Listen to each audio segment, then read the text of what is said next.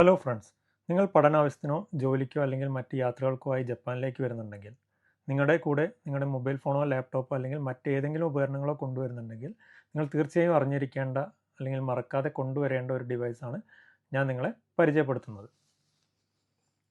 ജപ്പാനിലെ electrical standard എന്ന് പറയുന്നത് ഇന്ത്യയിലെ ഇലക്ട്രിക്കൽ സ്റ്റാൻഡേർഡുമായി വളരെയധികം വ്യത്യാസമുള്ളവയാണ്. ജപ്പാനിലെ പവർ സോക്കറ്റുകളുടെ ആകൃതി ഈ ഒരു രീതിയിലാണ്. പവർ പ്ലഗുകൾ, എല്ലാ ഉപകരണത്തിൻ്റെയും പവർ പ്ലഗുകൾ എന്ന് പറയുന്നത് ഈ ഒരു ഷേപ്പിലാണ്. നിങ്ങൾക്കിത് ഈ പവർ സോക്കറ്റിൽ കണക്ട് ചെയ്തുകൊണ്ട് ഉപയോഗിക്കാൻ കഴിയും. എന്നാൽ ഇന്ത്യയിലെ പവർ പ്ലഗുകൾ എന്ന് പറയുന്നത് ഈ ഒരു സ്റ്റാൻഡേർഡാണ് യൂസ് ചെയ്യുന്നത്. ഇതൊരു കാരണവശാലും നിങ്ങൾക്ക് ഇതിനകത്ത് കണക്ട് ചെയ്തിട്ട് യൂസ് ചെയ്യാൻ കഴിയുകയില്ല. അതുകൊണ്ട് തന്നെ നിങ്ങൾ ജപ്പാനിലേക്ക് വരുമ്പോൾ നിങ്ങളുടെ മൊബൈൽ ഫോണോ ലാപ്ടോപ്പോ അല്ലെങ്കിൽ മറ്റേതെങ്കിലും ഉപകരണങ്ങളോ ഈ ഒരു പവർ സോക്കറ്റിൽ കണക്ട് ചെയ്തുകൊണ്ട് നിങ്ങൾക്ക് ഉപയോഗിക്കാൻ കഴിയുകയില്ല. ഇതിനുള്ള ഒരു സൊല്യൂഷൻ എന്ന് പറയുന്നത് നിങ്ങൾ വരുമ്പോൾ കൂടെ ഈ ഒരു ഉപകരണം കൂടെ കൊണ്ടുവരിക എന്നുള്ളതാണ്. ഇതിൻ്റെ പേരാണ് യൂണിവേഴ്സൽ അഡാപ്റ്റർ. ഇതിനെ യൂണിവേഴ്സൽ അഡാപ്റ്റർ എന്ന് പറയാൻ കാരണം നിങ്ങൾക്കിത് UK ഉപയോഗിക്കാം, യൂറോപ്യൻ രാജ്യങ്ങളിൽ ഉപയോഗിക്കാം, US ഉപയോഗിക്കാം, ഓസ്ട്രേലിയയിൽ ഉപയോഗിക്കാം, അതുപോലെ ഈ സ്റ്റാൻഡേർഡുകൾ ഫോളോ ചെയ്യുന്ന മറ്റ് രാജ്യങ്ങളിലും ഉപയോഗിക്കാം. ജപ്പാനിലും US സ്റ്റാൻഡേർഡാണ് ഫോളോ ചെയ്യുന്നത്. നിങ്ങൾ നോക്കിയാൽ കാണാം, ഇവിടെ 2 പാരലൽ ലൈനുകൾ കൊടുത്തിട്ടുണ്ട്. ഈ 2 കണക്ടറുകളാണ് നമ്മൾ US സ്റ്റാൻഡേർഡോ അല്ലെങ്കിൽ ജപ്പാനിലും യൂസ് ചെയ്യുന്നത്.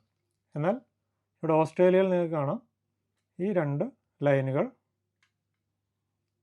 രണ്ടും ഒരു ആംഗിളിൽ, പർട്ടിക്കുലർ ആംഗിളിലാണ് നമ്മൾ യൂസ് ചെയ്യേണ്ടത്. അപ്പോൾ എന്തായാലും നമ്മളിപ്പോൾ ജപ്പാനിലായതുകൊണ്ട് തന്നെ നമുക്ക് ജപ്പാനീസ് സ്റ്റാൻഡേർഡിൽ ആണ് ചെയ്യേണ്ടത്. ഓക്കെ, അപ്പോൾ ഇങ്ങനെ പാരലൽ ഷേപ്പിലാണ് ജപ്പാനീസ് സ്റ്റാൻഡേർഡ് വരുന്നത്.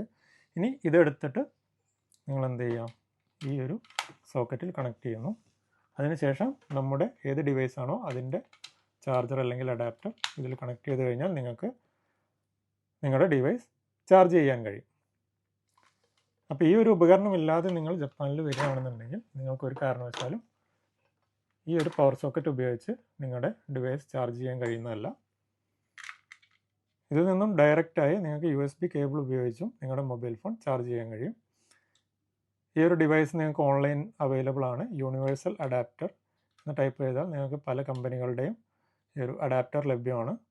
നിങ്ങൾ റിവ്യൂ നോക്കി നല്ലൊരു അഡാപ്റ്റർ വാങ്ങുക.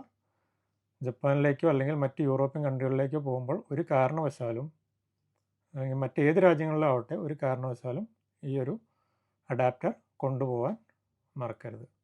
നിങ്ങൾക്ക് ഉപകാരപ്പെട്ടെന്ന് കരുതുന്നു. ഇതുപോലുള്ള വീഡിയോകളുമായി വീണ്ടും കാണാം. Thank you.